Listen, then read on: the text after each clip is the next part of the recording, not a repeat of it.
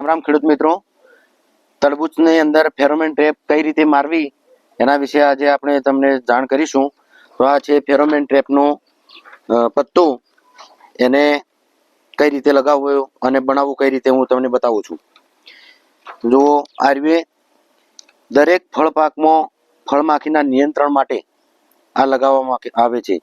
1 acre દીઠ 10 થી 15 block લગાવવાના હોય છે, પણ આપણે વધારે લગાવીશું કારણ કે 10 થી 15 થી કોઈ એટલું રિઝલ્ટ નથી મળતું, એટલે થોડા વધારે લગાવવા પડશે. અને તરબૂચ, ટેટી, કાકડી કે કોઈ પણ ફળ પાક હોય એના અંદર આર્વે નિયંત્રણ કરે છે ફળમાખીનું, એટલે આ લગાવવું ફરજિયાત જરૂરી છે.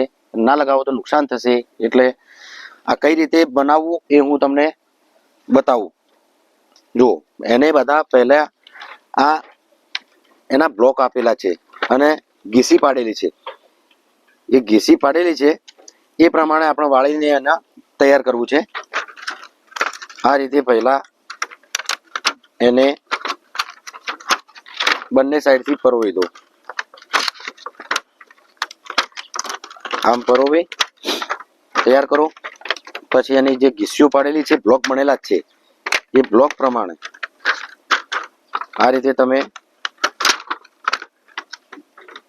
ઘીસી બનાવી દો. પછી ઉપર પણ એના માર્ક કરેલું જ છે, માર્ક બનાવેલા છે, એ માર્ક પ્રમાણે એને વાળી દો.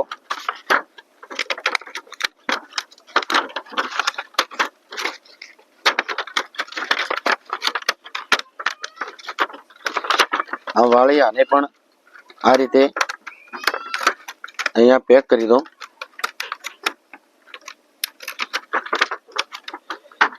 આ બની ગયો બ્લોક, ફેરોમેન ટ્રેપનો બ્લોક બની ગયો.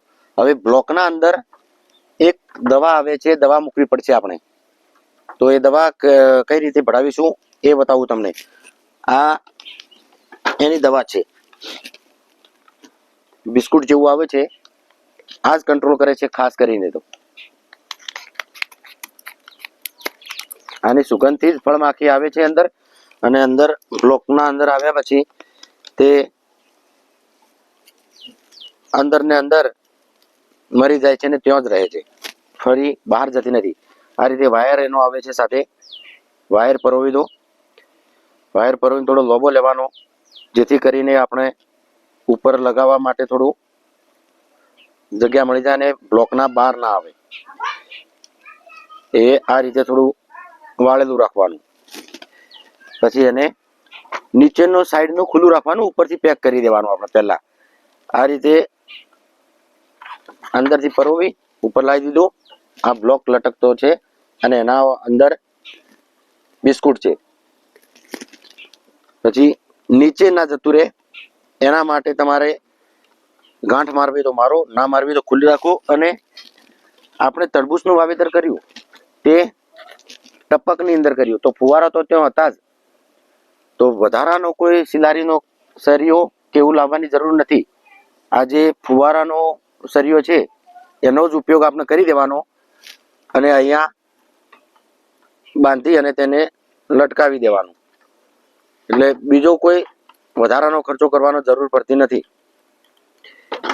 આ રીતે ફેરોમેન ટ્રેપ લગાવવાની તૈયાર થઈ ગયો. અને આના નીચે જે નીચેનો ભાગ છે એને આપણે બંધ કરી દઈશું. જે રીતના ઉપરથી બંધ કર્યું હતું તે રીતે જ આ નીચેનો ભાગ આપણે બંધ કરી દઈશું.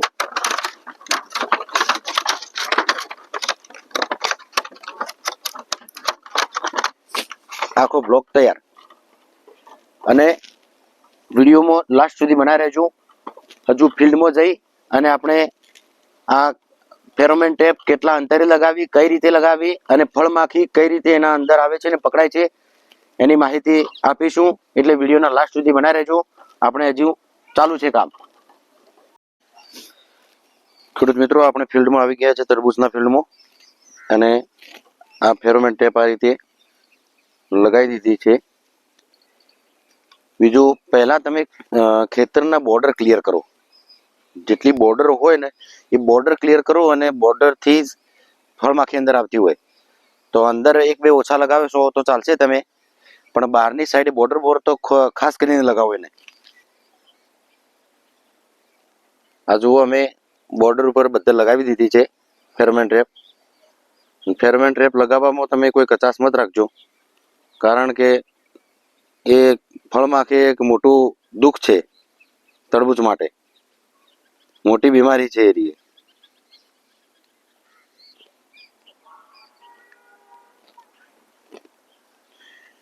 આ ફળમાખી લગાવવાની અમે જે ફેરોમેન ટ્રેપ મારી એને હજુ તો થોડો જ સમય થયો છે, 10-15 મિનિટ જેવી થઈ છે. અને આ તમે જુઓ અંદર કેટલી ફળમાખીઓ પકડાઈ ગઈ છે.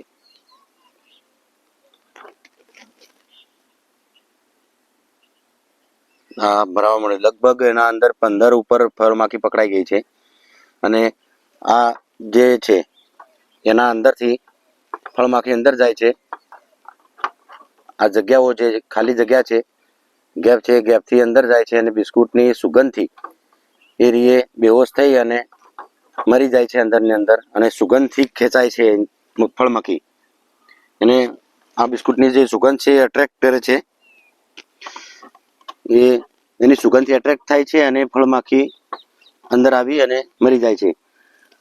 1 વીઘામાં 10 થી 15 ફેરોમેન ટ્રેપ મારવાનું કહે છે કંપની, પણ આપણે એના ડબલ કરીએ, કારણ કે ગઈ વખતે અમારે 1000 કિલો જેવો ફળ બગડી ગયા હતા ફેરોમેન ટ્રેપ ઓછી મારી હતી. એના કારણે ફળમાખીએ ડંખ માર્યો હતો અને ફળ ચાલ્યા નતા માર્કેટમાં, એટલે લઈ ના ગયા. તો 1000 ફળનું ઉત્પાદન મળ્યું હતું, 10 રૂપિયાના ભાવે એ 10,000 થયા, અને ફક્ત 1500 રૂપિયાના બીજી ટ્રેપો મારવાની હતી, નથી મારી અમે. એટલે 1500 રૂપિયાની જો ટ્રેપો મારી હોત તો આગળ એના સામે અમને 8,500 રૂપિયા ફાયદામાં રોત. એ આ વખતે અમે ભૂલ નથી કરી, અને 10 બાય 10 મીટરના ગાળે અમે ફેરોમેન ટ્રેપ બધે મારી છે આ રીએ.